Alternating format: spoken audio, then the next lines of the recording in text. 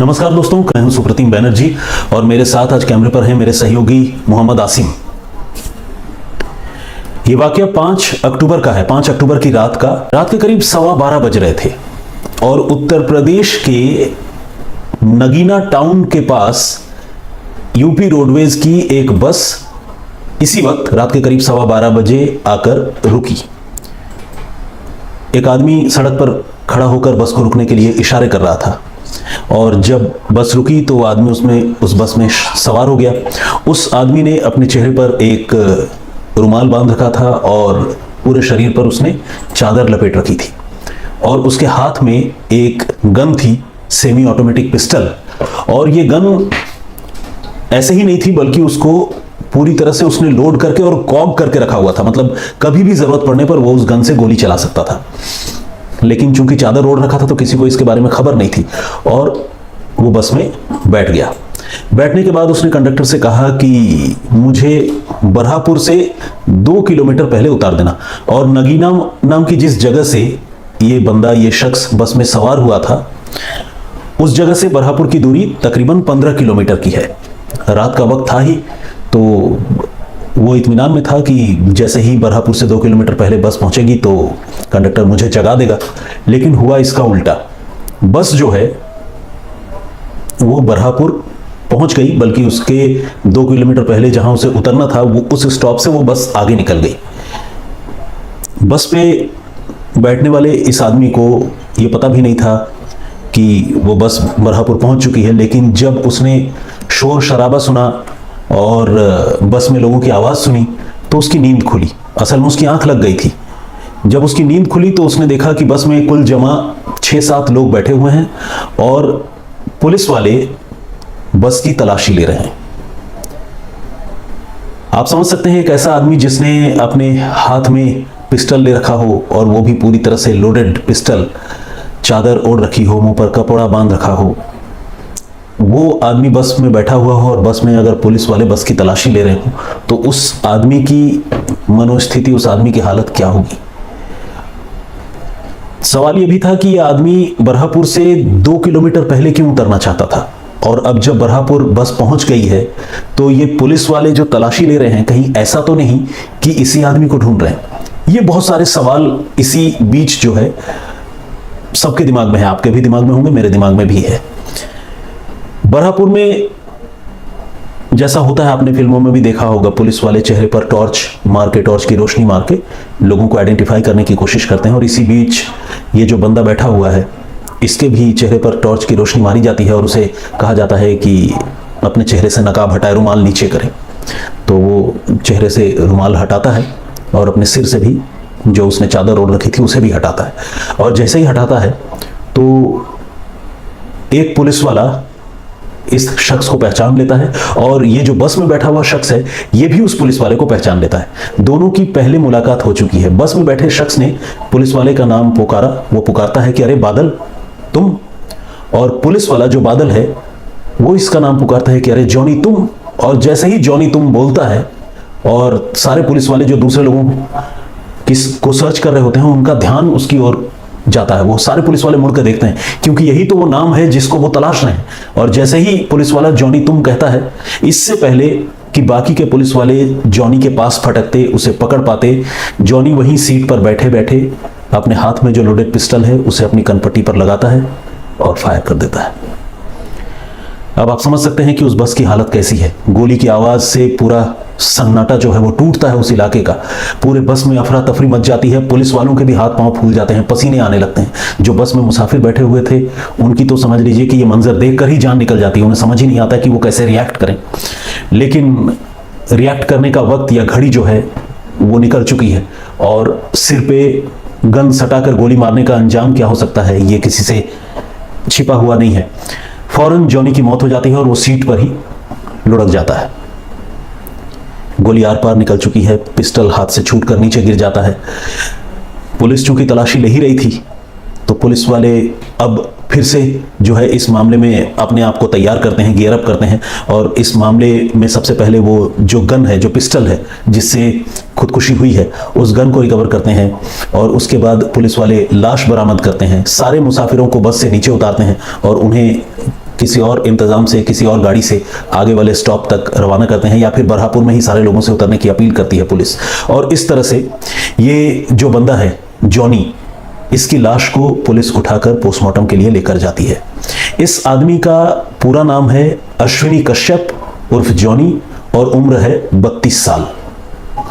अब सवाल यह है कि इस आदमी को पुलिस क्यों ढूंढ रही थी और यह आदमी गिरफ्तार क्यों नहीं होना चाहता था। ऐसा तो कोई भी मुलजिम गिरफ्तार नहीं होना चाहता है, लेकिन गिरफ्तारी के डर से कोई अपने सिर में गोली मार ले, ऐसा कम होता है।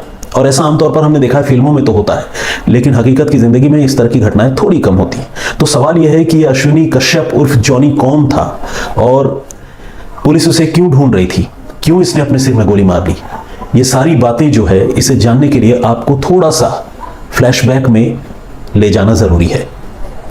ये जो घटना थी ये 5 अक्टूबर की थी, और अब जो हम आपको फ्लैशबैक में लेकर जा रहे हैं ये घटना है 26 अक्टूबर की। साल वही है 2019। 26 अक्टूबर की दोपहर को तकरीबन 2 बजे 5 दोस्त जो हैं एक जंगल में पार्टी कर रहे होते हैं। यह जंगल जो है उसी बरहापुर इलाके में मौजूद है, जिस बरहापुर इलाके में बस में यह खुदकुशी हुई है। और ये जो 5 लोग जंगल में पार्टी कर रहे हैं 26 सितंबर की दोपहर को, इन 5 लोगों से पहले आपका मैं परिचय कराता हूं। एक तो यही जॉनी है, जिसका नाम है अश्विनी कश्यप उर्फ जॉनी। एक लड़का और है जिसका नाम है राहुल कश्यप। एक राहुल कश्यप का भाई है कृष्णा कश्यप, और बाकी के जो 2 लड़के हैं वो ये दोनों लड़के जॉनी के और राहुल के कॉमन फ्रेंड्स हैं। तो कुल मिलाकर ये 5 लोग हैं। ये राहुल कश्यप और कृष्णा कश्यप तो आपस में भाई हैं, और राहुल कश्यप जो है वो जॉनी का जानकार है, आप उसको जॉनी का फ्रेंड कह सकते हैं। तो इस तरह से 5 दोस्त बरहापुर के जंगल में 26 सितंबर की दोपहर को पार्टी कर रहे हैं। शराब, कबाब, इन सारी चीजों का दौर चल रहा है, हंसी ठहाके गूंज रहे हैं। इसी बीच दोस्तों को जो है वो अंडे खाने की इच्छा होती है। हालांकि अंडा वो पहले से मंगा कर रखे थे, वहां पर बॉइल्ड एग था, ऑमलेट, ये सारी चीजें थी। तो ये सारी चीजें वो खा पी रहे थे। अंडे जब खत्म हो गए तो उन दोस्तों को और तलब हुई कि कुछ और अंडे मंगा लिए जाएं। तो जॉनी ने क्या किया, उनके जो 2 कॉमन फ्रेंड्स थे उन दोनों दोस्तों को जॉनी ने कहा कि भाई जाओ बाजार से कुछ अंडे पकड़ के ले आओ, मतलब अंडे खरीद ले आओ। तो वो दोनों दोस्त अंडे खरीदने चले जाते हैं, और इसी बीच जॉनी जो है राहुल और कृष्णा के साथ पीछे रह जाता है, जंगल में पार्टी कर रहा है। अचानक जॉनी जो है वो उसका मूड चेंज होता है, वो रौद्र रूप धारण कर लेता है और अपनी कमर से वही गन, वही पिस्टल निकालता है और सीधे वो पिस्टल जो है वो कृष्णा नहीं, माफ कीजिएगा, राहुल के सिर पर लगाता है और उसे बिल्कुल करीब से गोली मार देता है। और गोली मारते हुए वो ये कहता है कि तुमने मेरी जो बेइज्जती की उसकी सजा मौत ही है, और इसीलिए मैं तुम्हें मौत दे रहा हूं। ये कहकर वो राहुल के सिर में बिल्कुल करीब से गोली मार देता है। जॉनी जैसे ही राहुल को गोली मारता है, बगल में उसका भाई, राहुल का भाई कृष्णा, जो उस पार्टी में शामिल है, उसका तो सारा नशा हिरन हो जाता है। उसे समझ ही नहीं आता कि ये हुआ क्या, जॉनी ने अचानक क्या कर दिया। वो जॉनी से पूछता है, रोकने की कोशिश करता है, लेकिन जॉनी के सिर पर खून सवार है। जॉनी उसी पिस्टल से अब कृष्णा को गोली मारता है। कृष्णा को वो सिर में नहीं बल्कि उसके पेट में गोली मारता है, और दोनों को एक एक कर वो कई गोलियां मारता है। इसके बाद जॉनी वहां से उठता है और फरार हो जाता है। थोड़ी देर बाद जब इन तीनों के वो दोनों कॉमन फ्रेंड्स अंडे लेकर मौके पर लौटते हैं, तो मौके का मंजर देखकर उनके पैरों तले जमीन खिसक जाती है। वो हैरान हो जाते हैं कि राहुल और कृष्णा दोनों लहूलुहान पड़े हुए हैं। राहुल के सिर में गोली लगी है, कृष्णा के पेट में गोली लगी है, दोनों की मौत हो चुकी है और जॉनी वहां से फरार है। तो दोनों को ये मंजर देखकर ये समझने में ज्यादा देर नहीं लगती कि ये कत्ल जो है वो जॉनी नहीं किया है। वो फौरन वहीं से पुलिस को फोन करते हैं और ये जो जगह है बरहापुर, ये उत्तर प्रदेश के बिजनौर जिले में आता है। तो बिजनौर की पुलिस वहां फौरन मौके पर पहुंचती है, जिले की पुलिस वहां फौरन मौके पर पहुंचती है और मौके पर पहुंचकर वो लाश दोनों रिकवर करती है। और जब इन मरने वालों की पहचान होती है तो पुलिस वालों को दोहरा झटका लगता है। दोहरा झटका इसलिए कि एक तो जंगल के बीच में डबल मर्डर, और मर्डर भी इस फिल्मी अंदाज में कि कोई भी सुने उसके बारे में या देखे तो उसके तो होश उड़ जाए। और ऊपर से मरने वाले ये जो लड़के थे, इनमें जो राहुल कश्यप नाम का लड़का था जिसके सिर में गोली मारी गई थी, वो उस इलाके के प्रभावशाली बीजेपी लीडर भीमसेन कश्यप का बेटा था। अब भीमसेन कश्यप के बेटे की हत्या हो गई और उनके भतीजे की हत्या हो गई। पुलिस को हत्या के बाद इसकी खबर मिली तो पुलिस वालों को तो बड़ा झटका सा लगा। पुलिस ने फौरन वो लाशें बरामद की, उसको पोस्टमार्टम के लिए भिजवाया और जॉनी की पुलिस तलाश में लग गई। और पुलिस ये भी पता करने में लगी कि भाई जॉनी ने ये कत्ल किया क्यों। अश्विनी कश्यप उर्फ जॉनी जो है वो बिजनौर का ही रहने वाला है और उसे एक्टिंग का बड़ा शौक है। वो अक्सर टिकटॉक पर बहुत सारे वीडियोस बनाता है। तकरीबन 27 से 30 हजार लोग टिकटॉक पर उसे फॉलो करते हैं। बहुत सारे वीडियोस में वो फिल्मी डायलॉग बोलता हुआ नजर आता है, लेकिन ज्यादातर डायलॉग जो है वो डार्क शेड के हैं, मतलब नेगेटिव किरदार वाले हैं। वो अक्सर जो है अपने आप को किसी विलेन की जगह रखकर टिकटॉक पर वीडियो बनाता है और वीडियो बनाने के साथ साथ वो इन डार्क शेड वाले जितने भी फिल्मी किरदार हैं उनकी नकल करता है। और इस तरह से जॉनी की पूरे बिजनौर के इलाके में ही नहीं बल्कि टिकटॉक में अच्छी खासी जो है वो है मशहूरी है, शोहरत है। तो जॉनी को एक टिकटॉक विलन के तौर पर भी उसके बहुत सारे फॉलोअर जानते हैं।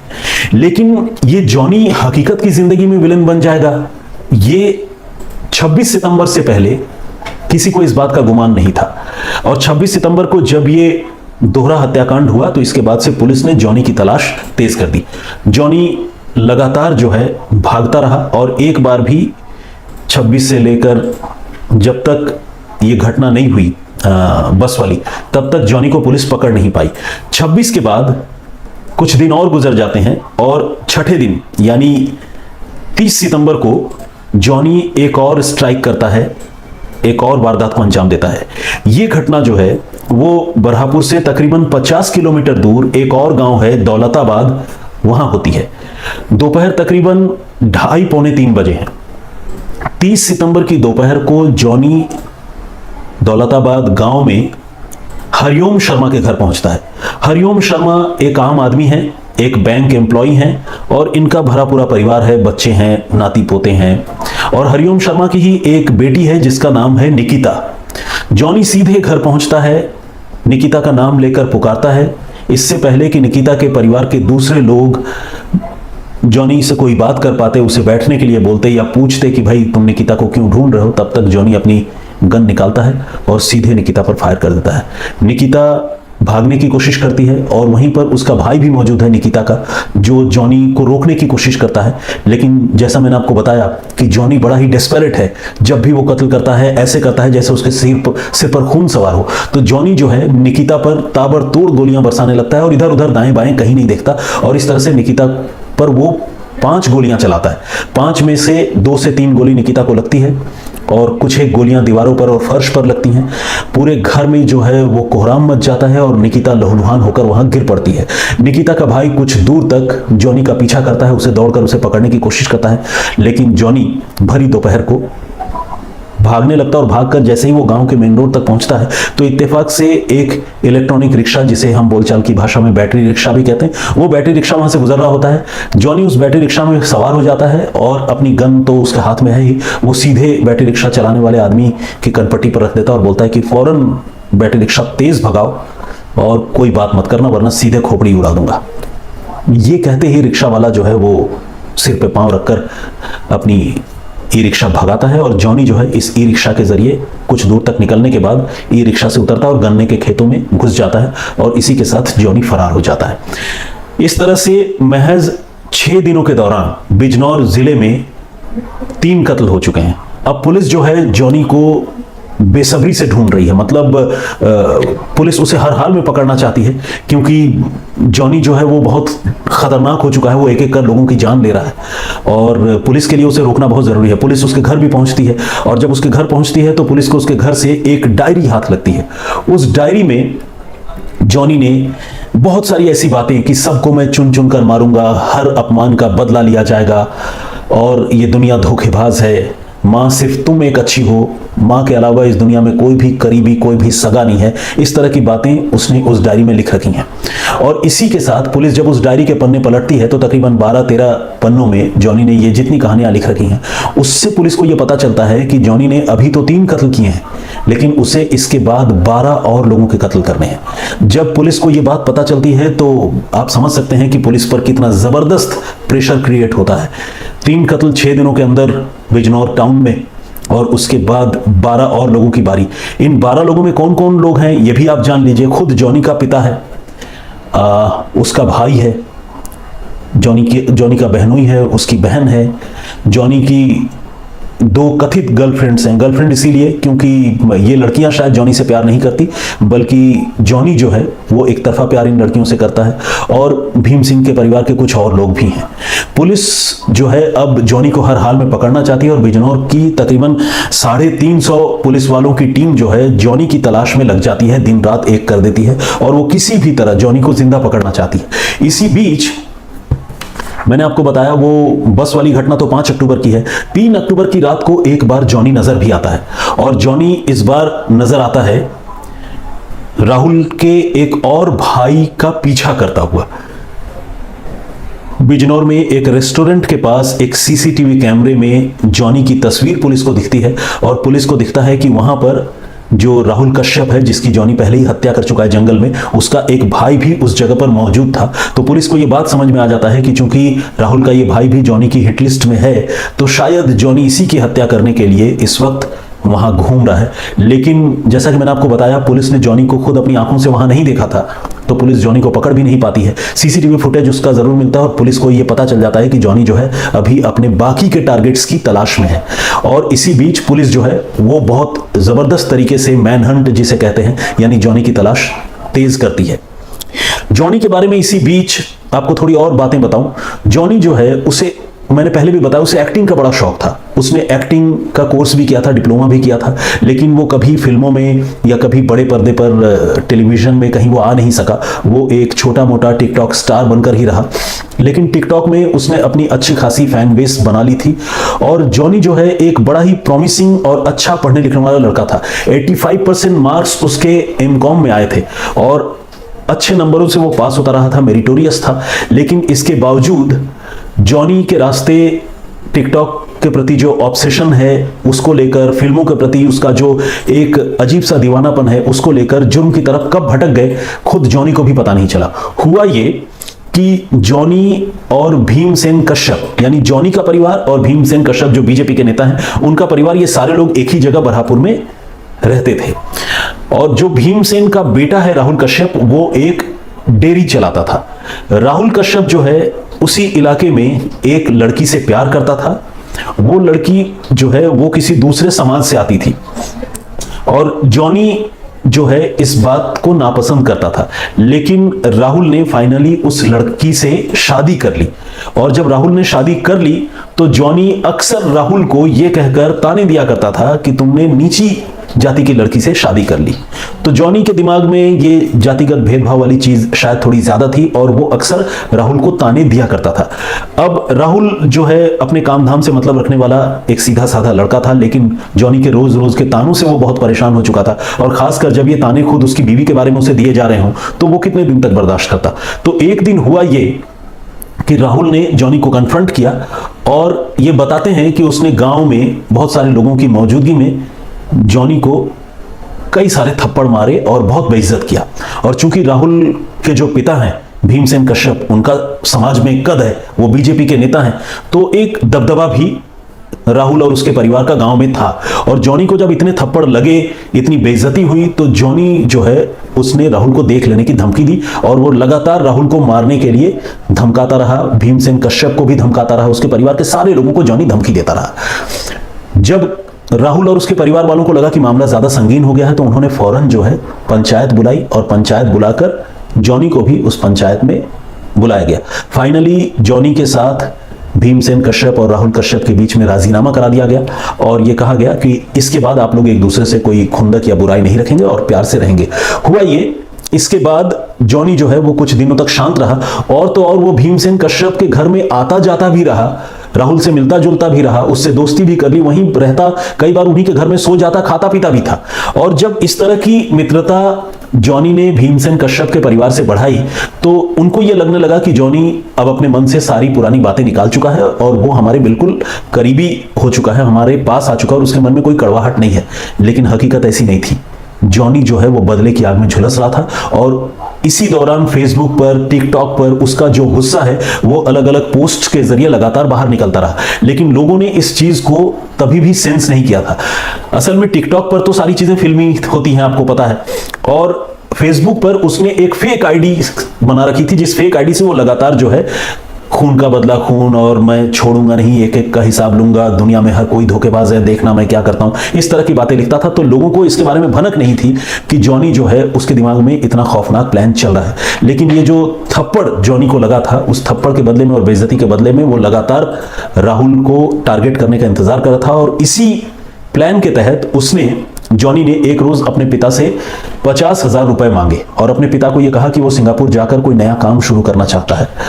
कुल मिलाकर उसने सिंगापुर जाने के बहाने से अपने पिता से 50,000 रुपए लिए और इन्हीं 50,000 रुपए से उसने एक नाजायज असलहा, सेमी ऑटोमेटिक पिस्टल खरीदी और कुछ कार्टिजेस खरीदे और उसे पूरी तरह से लोड करके अपने पास रखकर वो घूमने लगा। फाइनली जैसा मैंने आपको बताया कि 26 सितंबर को अपने प्लान के मुताबिक जॉनी ने एक पार्टी थ्रो की और वो पार्टी बरहापुर के जंगलों में थी। उसी जंगल में इंक्लूडिंग जॉनी 5 लोग थे, जहां पर उसने राहुल की और उसके भाई कृष्णा की हत्या की। इसके बाद निकिता नाम की जिस लड़की को उसने गोली मारी, निकिता जो है एक एयर होस्टेस थी और वो भी बहुत अच्छी लड़की थी। दौलताबाद के जिस गांव में निकिता रहती थी, ये गांव दरअसल जॉनी का ननिहाल है। इस गांव में तो जॉनी अपने ननिहाल में बचपन में रहता था और वहीं पढ़ता भी था। और चूंकि निकिता का परिवार और जॉनी का ननिहाल दोनों दौलताबाद गांव के ही रहने वाले हैं, दोनों परिवार, तो दोनों परिवारों के बीच में अच्छी खासी जान पहचान थी, मुलाकात थी। जिस तरह गांव में अच्छे रिश्ते होते हैं उस तरह का अच्छा रिश्ता भी था। लेकिन जॉनी जो है वो ऑब्सेस्ड था, वो निकिता का पीछा करता था और निकिता जो है वो जॉनी के इस प्यार के प्रस्ताव को पहले ही ठुकरा चुकी थी। वो अपनी मर्जी की मालिक थी, वो जॉनी से शादी नहीं करना चाहती थी, तो उसने मना कर दिया था। लेकिन ये बात जॉनी को गवारा नहीं थी। जॉनी को लगता था कि उसके साथ धोखा हुआ है और अभी निकिता की शादी जो है अगले ही महीने सीआरपीएफ के एक सब इंस्पेक्टर से होने वाली थी। उसकी शादी कुल मिलाकर तय हो गई थी। लेकिन जॉनी जो बदले की आग में लगातार झुलस रहा था, गुस्से में पागल था और फिल्म और हकीकत की जिंदगी में वो ज्यादा फर्क नहीं कर पाता था, तो उसने जो है पहले राहुल की और कृष्णा की हत्या की और उसके बाद छठे दिन जो है उसने निकिता की भी हत्या की। इस तरह से वो 12 और लोगों की हत्याएं करना चाहता था। लेकिन जब पुलिस ने उसकी तलाश शुरू की और नगीना टाउन से जब उसने बस पकड़ी और बरहापुर से पहले उसको उतरना था, लेकिन बरहापुर से पहले वो उतर नहीं पाया और बरहापुर में जब पुलिस की चेकिंग में वो पकड़ा गया तो उसने खुद को गोली मार ली और इस तरह से 12 लोगों की जिंदगी बच गई। अगर वो पकड़ा भी जाता तो भी शायद जिंदगी बच जाती।